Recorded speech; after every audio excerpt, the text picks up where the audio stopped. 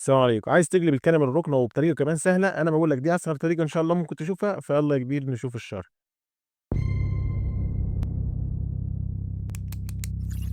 أول حاجة هاقطّع خشب الضهر، والضهر بتاعي هيكون طوله 75 سنتي، عرض القطعة اللي أنا باقطّع منها دي 12 سنتي ونُص، مسمّن الخشب اللي أنا باستخدمه بوصة 1 في 5، وبعد كده أسلب جاي من الضهر فوق 6 سنتي على ما فيش تحت، ده بعد ما أخدت مقاس عرض وش الكنبة. خلّي بالك في الحتة دي، أهو ده اللي أنا باتكلم عليه، أنا ركبنت مكان وش الكنبة هو كان معايا 23 سنتي وكان عِدِل. طب ليه الكلام ده؟ علشان يعرّض معايا الكنبة شوية، يعني في حدود 10 سنتي، طبعًا الكنبة حوالي 60 سنتي، فأنا عايز أخلّي الجعلة بتاعتي 60 سنتي عشان خاطر جعلة الكنبة تكون مريحة، فلازم نركبنها بالطريقة دي عشان خاطر الكنبة تعرض معانا شوية. تمام وصلت؟ هتصفّي مقاس الجعلة على 62 سنتي وتثبّت الجايم في الكنبة.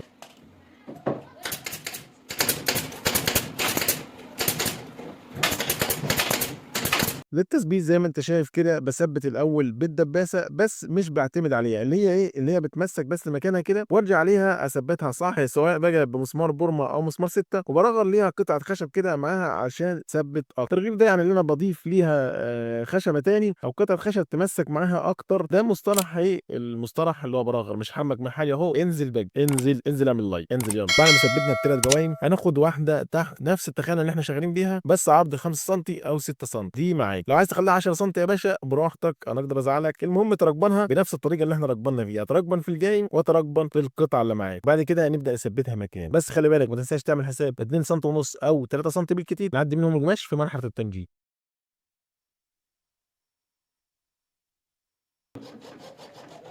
خلّصنا تحت وكده هنثبّت القطعة اللي فوق، والقطعة اللي فوق إحنا قُلنا مقاسها عرض 6 سنتي في نفس التخانة اللي إحنا شغالين عليها.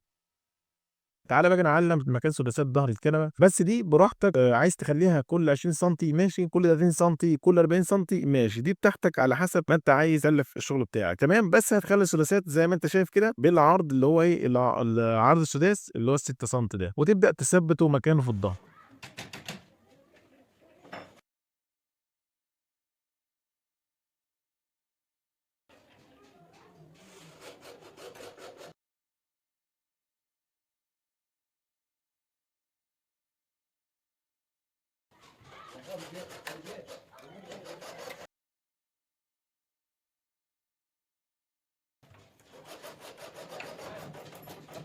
وزي ما اتفقنا بالدباسة كده هنثبّت تثبيت مؤقت لكل سداسة. نسيت أقول لك تعمل حساب في السداسات دي، تعمل حساب في المقاسات على مقاس 152 سنتي ونُص طول اللوحة الأبلكاش، وتبدأ تثبّت سداس كده على المقاس ده بالضبط عشان الوصلة تيجي عليه، تمام. تثبّت ورا كل سداس قطعة خشب كده اللي هي اسمها إيه، مش سامع، اللي اسمها الترغيلة. الترغيلة دي ورا كل قطعة خشب دي بتعصّب معانا الشغل وبتمتّله معانا أكتر وأكتر، يعني اللي يقعد كده يقعد براحته، يتّك كده براحته، أنت إيه ما تقلقش على شغلك يا كبير، كل حاجة معمول حسابها وكل حاجة معمولة صح الصح.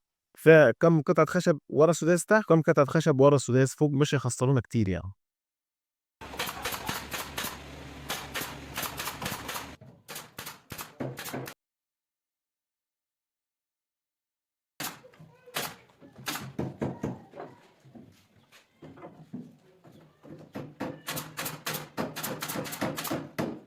كده فاضل معانا في الخشب نركب قطعة تحت، ودي فايدتها إيه؟ دي فايدتها إن هي علشان بتعدل معانا الضهر، وعلشان القماش يكون معانا عدل في ضهر الركن بتاعتنا.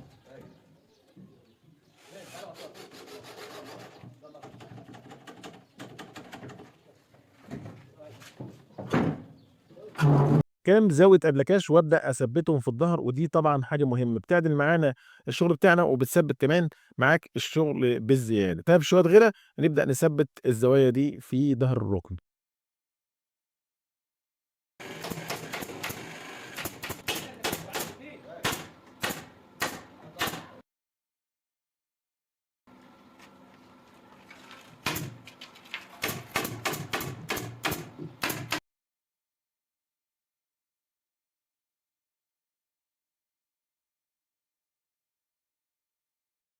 كده إحنا خلّصنا الخشب الحمد لله، وندخل على تجليد ضهر الرُكنة. ضهر الرُكنة هنجلده أبلكاش زي ما قُلت لك، تعمل حساب الوصلة اللي هي 152.5، تبدأ تعلّم مكان كل سداس وتغرّي، وبعد كده تجلّد الأبلكاش على مكانه.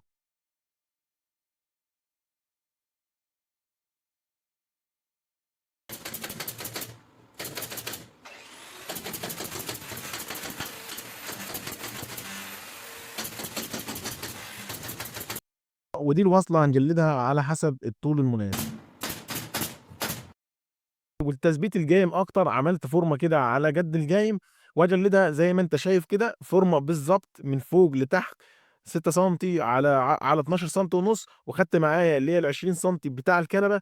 كده هنمسّك الكنبة في الجايم حاجة هتكون قطعة واحدة بالضبط، ده يخلّي الحاجة تعيش معانا عُمر أطول. إحنا يعتبر كتّفنا الجايم من كل اتجاه، وبين كل فاصل وفاصل في الكنبة أو في الرُكنة بنجلّدها بقطعة أبلكاش حتى ولو 20 في 20 بيمسّك معانا الشغل أكتر وأكتر.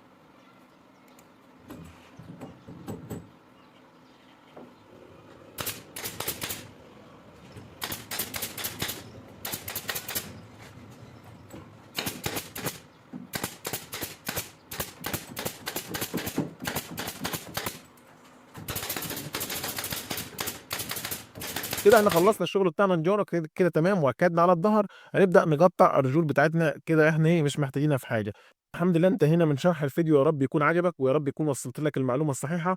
لو استفدت من الفيديو ما تنساش تعمل لايك وتشيره كده لأصحابك، وأشوفكم في فيديو جديد، والسلام عليكم ورحمة الله وبركاته.